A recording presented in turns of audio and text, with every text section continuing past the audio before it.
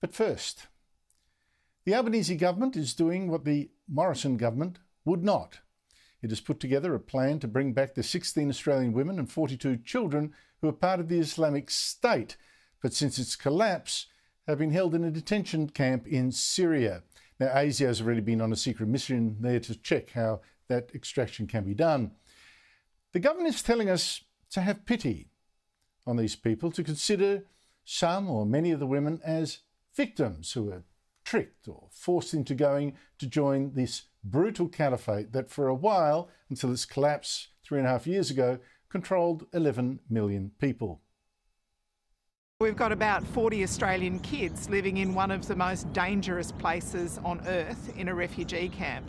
Some of the women, some of the mothers were taken there as little more than children themselves and married off to IS fighters. Some of them tricked, some of them forced to go there. Now, steady on there. Already I'm thinking, this government is giving a spin here. They're minimising the danger. They're playing down the past as well. You know, these poor women, they didn't know. Now, maybe for one or two of those women, you might possibly believe them, provided you first check their claims. Here's one of those Australian women apparently going to now come home. Did you know you were going into Syria? Of course not.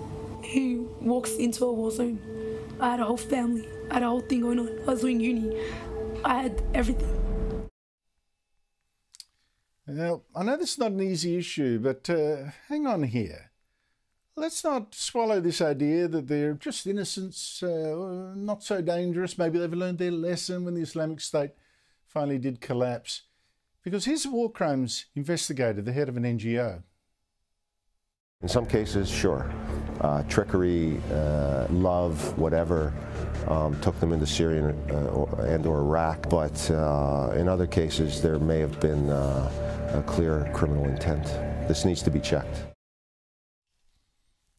And it's right, you know, remember, it was very, very hard to actually get to the Islamic State at the time. It wasn't like, you know, getting off at the wrong bus stop or, you know, you come to the airport, you get off of the plane at the airport, oh, the Islamic State. A train station, oh, I got off a train station too soon. There were actually people trying to stop you from going there.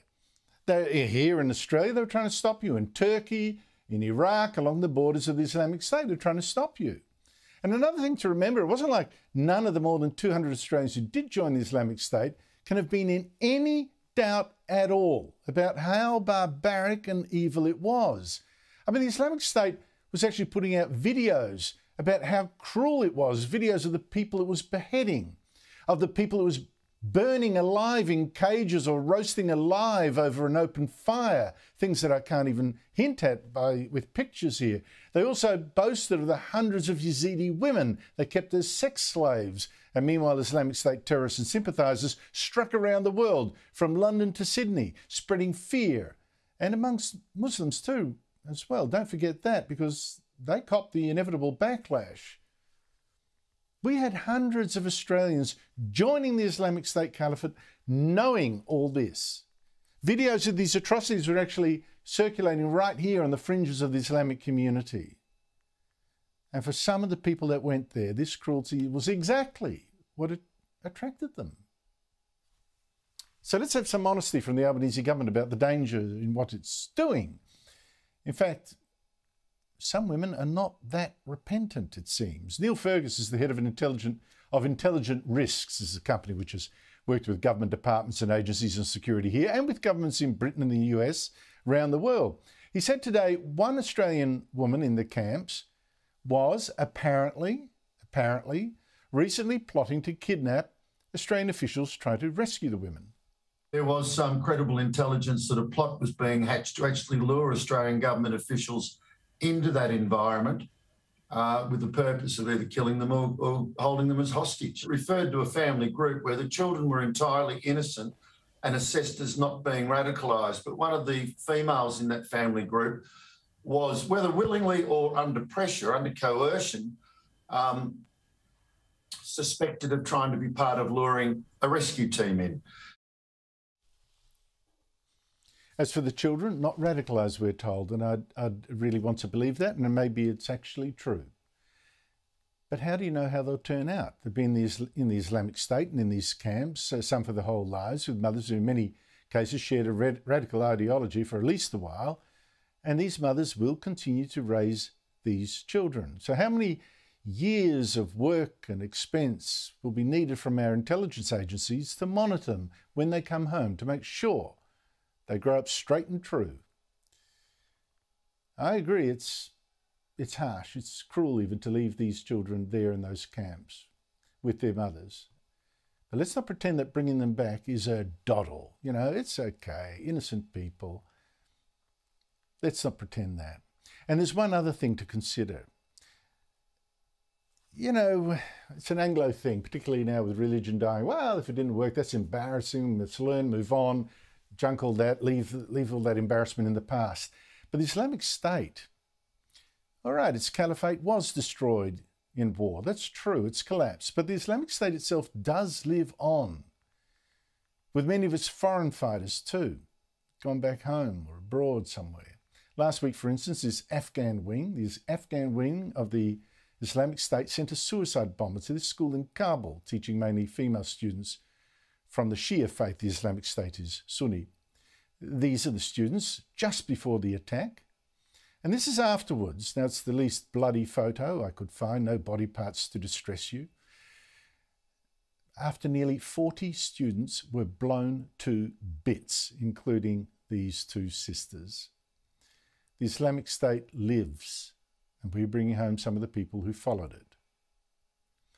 And once again, do not get me wrong. This isn't an easy question. You know, it's all one side or the other. Really, we're going to leave the children in that desert camp and their mothers too forever? Really? Now, some Australians will say, yes, you made your bed. Why put the rest of us at risk? Others will say, you know, show mercy, and mercy is a wonderful thing. But whichever way you lean, what we do all deserve is honesty from this government, from a Labor Party that too often, particularly on these sorts of issues, has thought with its heart and not its head. Grand plans, lovely plans, sympathetic plans, passionate, compassionate plans that collapse in tears. Do not fall for easy talk about de-radicalisation programs either for the children. Teach them right, you know, it'll be okay. They'll to learn to love this country. I have to have a doubt on that, because this is a country where children are actually taught to loathe, at least our supposed past. You have a look at a school in the ACT, for instance, teaching children a falsehood that was so racist that we stole a generation of Aboriginal children. The students there are meant to feel guilty too. They've made bunting for their playground saying, we stole your land, we stole your families. Sorry that we took your children, sorry we took your land. When that sort of teaching is entrenched in schools, then my faith that we can teach the children returning from Syria to give their love and allegiance to this country, that's not so strong. A lot of Australians are also going to share that fear. So what we want is less spin about innocent mothers and babies, you know, jihadist brides. We need some blunt truths, because get this wrong, people here could get killed.